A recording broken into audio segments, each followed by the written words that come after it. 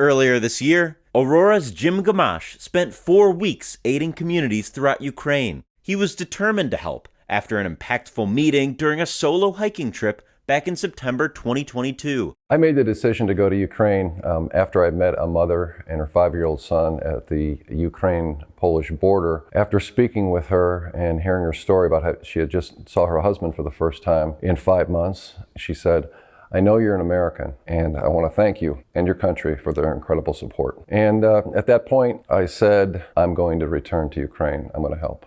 Gamache lived in Ukraine from May 3rd to May 31st. He spent most of his time in Lviv, but he also traveled to Rivne, Bucha, and Kyiv, the country's capital. While in Lviv, Gamache volunteered at the Frontline Kitchen, an organization that specializes in the preparation of dehydrated ready meals for soldiers on the front line. The group consisted of people from around the world looking to do their part in Ukraine. The very first full day I was there, I met 4 people sitting at a bar outside, and I heard English.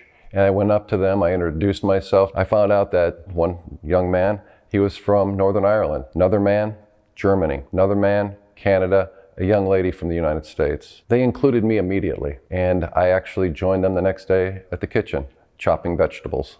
But he got a closer look at the impact of the war while volunteering with an organization in Kyiv called Brave to Rebuild, which restores Ukrainian cities and villages. It was during this time Gamache said he experienced the most profound day of his life. We walked down a dirt road about 3/4 of a mile, and we came upon an area where 80 Ukrainian soldiers had died in a fierce firefight. It still had the scars of war, and it looked like a living hell. And there were memorials, but it was still very, very raw.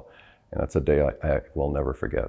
Currently, both organizations are accepting donations on their websites. Ukraine's a democracy. They're freedom-loving people, and they're fighting for their freedom. And I think the best thing we can do is support them in several different ways. And certainly by being physically able to go and help, I felt that I was doing my part.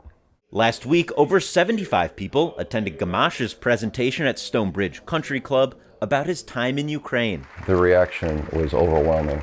One of the things that my mother shared with me many, many years ago is that when you give, many times you receive much more back from others from what you've given.